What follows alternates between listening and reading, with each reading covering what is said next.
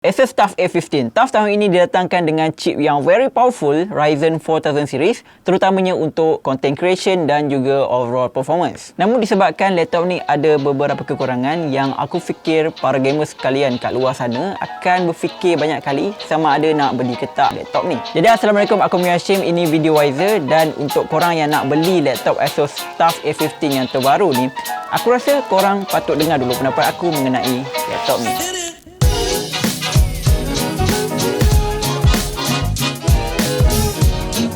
TUF A15 yang ada ni merupakan model yang menggunakan Ryzen 7 4800H yang berharga RM5,699. Okey, so kesemua model dalam line up A15 ni menggunakan Ryzen 4000 series. Yang pertama adalah chip 6 core Ryzen 5 4600H. Yang kedua adalah 8 core model ni Ryzen 7 4800H. Dan yang paling mahal adalah Ryzen 9 4900H, iaitu still gunakan 8 core, tapi bezanya adalah dengan model ni yang tu gunakan clock speed yang lagi tinggi sikit, so lebih powerful lah. Jadi ini adalah perbandingan ketiga-tiga chip ni, bagaimana jauh beza mereka antara satu sama yang lain.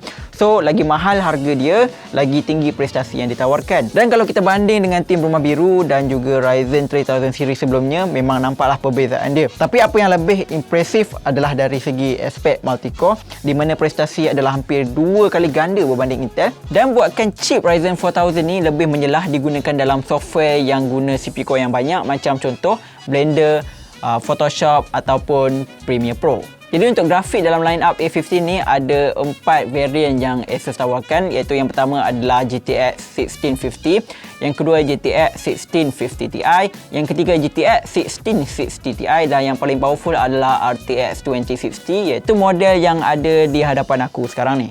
Okey, untuk main game dalam settings Ultra 1080p, most of the game memang korang boleh main dengan puas hati. Valorant dengan CSGO ni memang ringan gila, FPS yang dapat memang tinggi. Kemudiannya game yang lebih berat macam Battlefield 5, Monster Hunter World, Assassin's Creed akan still dapat sekitar 60 FPS. Dan boleh je kalau korang nak turunkan setting tu untuk mainkan dengan FPS yang lebih baik, sebab panel dia ni adalah panel 144Hz, so takkan korang tak nak gunakan feature yang ada dekat panel ni. Tapi ada satu masalah yang besar kalau korang biarkan CPU dia ni bermaharajalela. Laptop ni panas, sangat panas. So suhu yang korang akan nampak bukan biasa-biasa, dia akan bermain sekitar 90 ke 95 darjah Celsius dan malah boleh cecah 100 darjah Celsius. Untuk stress test aku menggunakan AIDA 64, di mana aku dapati dia punya throttling tu agak tinggi daripada 4.2 GHz maksimum akan turun kepada 3.5 ke 3.7 GHz macam tu. Masa ni kipas akan berbunyi dengan kuat sebab nak keluarkan udara yang panas tu keluar laptop. Dan aku sendiri pun tak pasti, tak sure suhu yang panas ni datang dari mana. Adakah dia disebabkan dari cooling system ataupun disebabkan dia punya CPU tu tak power efficient. Kalau korang nak hilangkan masalah suhu panas ni, ada satu cara yang aku jumpa. Tapi benda ni atas risiko sendiri dan aku tak bertanggungjawab kalau korang terrosakkan laptop korang. So apa yang korang perlu buat adalah disablekan turbo boost CPU dan setkan clock speed kepada base speed sahaja. Maknanya kita gunakan kelajuan CPU yang lebih slow lah. Okey, metod ni dia berlainan sikit dengan apa yang kita selalu buat untuk kurangkan suhu dekat laptop Intel. Sebab yang first obviously dia adalah chip AMD, so kita tak boleh gunakan software XTU sebab software tu khusus untuk chip Intel sahaja. Yang kedua, ini bukan undervolting atau bermain dengan voltage CPU, kita hanya bermain dengan clock speed CPU sahaja. Jadi daripada 4.2 GHz maximum clock speed CPU, ia akan dikurangkan kepada 2.9 base clock speed laptop ni. So apa yang kita buat ni adalah mengaktifkan salah satu profile dalam power plan battery management laptop ni untuk disablekan dia punya CPU speed. Jadi cara-cara ni adalah, yang first korang perlu pergi ke registry editor, kemudian HKey local machine, system, current control set, control, power settings, kemudian cari nilai 5453325, kemudian BE33728, kemudian right click kepada attributes dan left click modify dan set value kepada 2. Kemudian korang kena cari power plan punya setting dalam bateri, tukar advanced power setting dan disable terus processor boost mode. Jadi perbezaan dia dari segi prestasi sebelum dan selepas kita downclock agak jauh juga beza dia. Dan fun fact, single core skor Snapdragon 865 adalah lebih tinggi dari skor base clock Ryzen dalam laptop ni. Okey, kemudian pula untuk gaming, macam mana pula kalau kita dah down clock CPU ni? Dia FPS tu efek ke tidak? Sebab kita dah tengok graf CPU tu memang jauh gila beza. So kita nak tahu adakah FPS dalam gaming pun turut jauh beza dia. Berita gembiranya adalah disebabkan game lebih consider CPU dari GPU, game tu akan berkurang dalam 5 ke 10 FPS macam tu sajalah. Untuk CPU temperature pula memang jauh gila beza yang korang akan dapat. Maksimum yang korang akan dapat cecah dalam sekitar 90 darjah Celsius. Tapi dia varies, dia berbagai-bagai bergantung kepada heavy load yang korang buat. Mostly korang akan dapat sekitar 70 ke 80 darjah Celsius macam tu. Dan suhu idle laptop ni pun sama turun juga. Kalau sebelum ni walaupun idle tak buat apa-apa, CPU akan bermain sekitar 50 ke 60. Tapi lepas korang down clock, korang akan dapati CPU dah jadi normal macam kebanyakan laptop yang lain, iaitu sekitar 40 ke 50 darjah Celsius saja. So adakah benda ni berbaloi? Well, kalau korang gamer, mungkin korang patut consider benda ni sebab nak pastikan suhu laptop adalah lebih stabil. Tapi kalau korang memang beli laptop ni sebab nak guna every bit of CPU, aku rasa korang memang tak payah pandang terus laptop ni sebab tak berbaloi langsung dengan panasnya. And then disebabkan benda ni merupakan setting toggle yang simple je dalam power plan, so kalau korang perlukan power CPU yang sebenar, korang boleh je aktifkan balik. Untuk display dalam kesemua model dalam series A15 ni, yang best dia semua gunakan panel 144Hz dalam resolution Full HD 15.6 inci. Baik dari model yang murah sampailah model yang mahal. Tapi yang menyedihkan adalah dari segi color accuracy dia memang out habis. Dan color accuracy dia adalah sama dari model yang murah sampailah model yang mahal. Bermakna lagi mahal korang bayar, tak bermaksud korang akan dapat panel dengan screen accuracy yang bagus. So kalau korang tengok dekat website, ASUS claim dia punya accuracy adalah 45% ATSC. Jadi disebabkan color gamut dia ni hanya setakat 45% NTSC saja, kalau dalam spektrum sRGB dia hanya dalam 50 ke 60% macam tu saja. And then aku dah try design dari laptop ni untuk tengok dia punya color accuracy. Tapi bila dah siap, aku exportkan dan display balik ke device yang lain macam phone yang support sRGB dan laptop yang support 100% sRGB juga. Warna yang di display tu memang jauh gila. So sejak dari itu, walaupun specs yang dia ada ni memang powerful untuk handle content creation tools, tapi disebabkan warna dia agak meh, so memang tak boleh pakai langsung. Okey, dan katakanlah kalau korang memang fokus gaming sahaja, tak sentuh graphic designing ke content creation ke, display ni setiap ada masalah, iaitu dari segi ghosting issue. Okey, ghosting ni merupakan antara enemy utama dalam gaming sebab warna dalam display tu dia lambat untuk berubah. So kalau korang main game fast pace, korang akan nampak benda yang macam ada bayang-bayang sikit tertinggal macam tu. Untuk sesetengah tahap, ada orang still boleh tolerate dengan ghosting issue ni sebab mata dia tak tangkap sangat pergerakan yang laju tu. Tapi untuk golongan yang lebih kompetitif, mata dia dah terbiasa dan sensitif sikit nampak pergerakan tu. So dia akan rasa panel ni agak annoying sikit lah kalau buat main game. Lagi satu, ini adalah laptop gaming. So kalau laptop gaming gunakan panel response time yang slow, memang agak janggal lah juga. Cukup sembang mengenai prestasi, laptop ni didatangkan dengan panel besi belakang dia.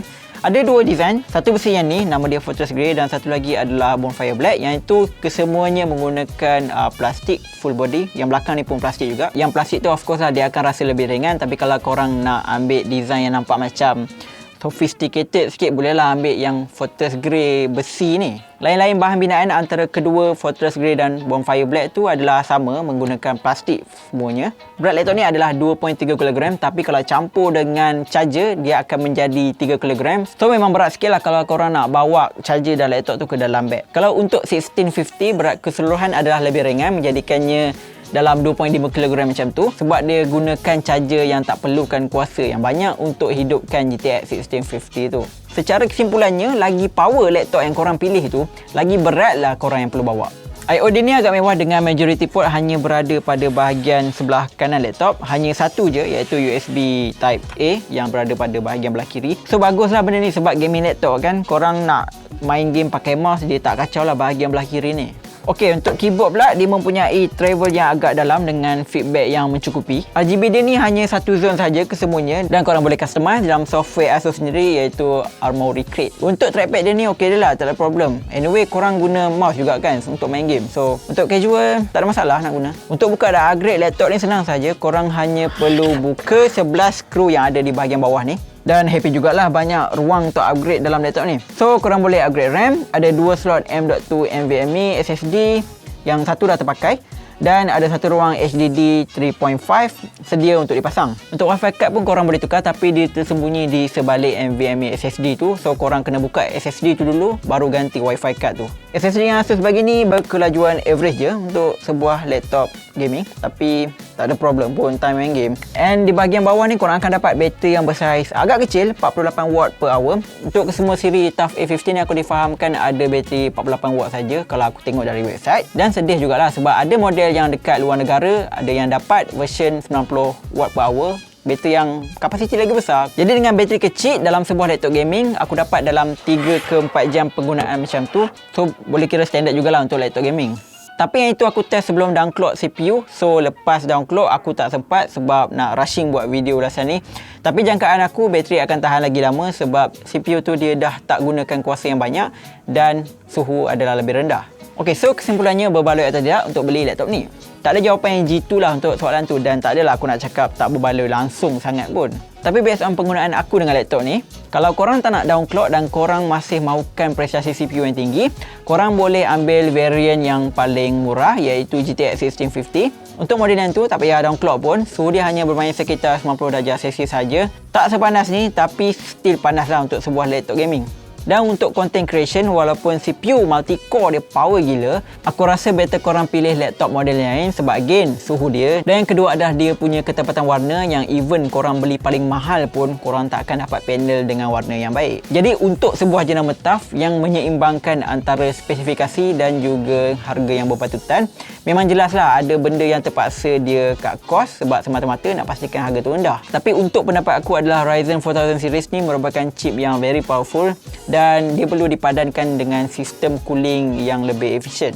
Pada masa yang sama, disebabkan prestasi multi-core dia yang very powerful, lebih sesuai kalau brand tu letakkan at least 100% sRGB paling command supaya senang untuk buat content creation. Kalau tidak, Ryzen 4000 ni dengan senangnya dibantutkan oleh environment laptop yang tak membantu chip ni untuk menyelah kepada tahap yang sepatutnya. So, korang sabar dulu. Kalau korang nakkan laptop Ryzen 4000 ni, aku tahu memang tempting gila dengan performance dia yang very powerful ni. Sabar, sebab sekarang ni masih tak banyak lagi laptop yang dikeluarkan dengan Ryzen 4000 series ni. Apa yang paling penting adalah korang better tunggu mana-mana brand lain keluarkan Ryzen 4000 series punya laptop. Bukan sahaja dari segi raw power, tapi yang penting adalah cooling system dia. Jadi sekian, itu sahaja untuk video ulasan review ASUS TUF A15 ni. Moga bertemu lagi dalam video akan datang. Bye! Okay guys, video dah tamat. So macam mana, okey ke tak video? Kau rasa nak tengok video wiser lagi? Sebelah ni ada lagi 2. Pilih lah, mana tahu nak tengok kan. Tengok lah, layan je lah. Lepas tu, ni atas ni, subscribe. Jangan lupa. Kalau belum subscribe, subscribe. Okay? Ciao.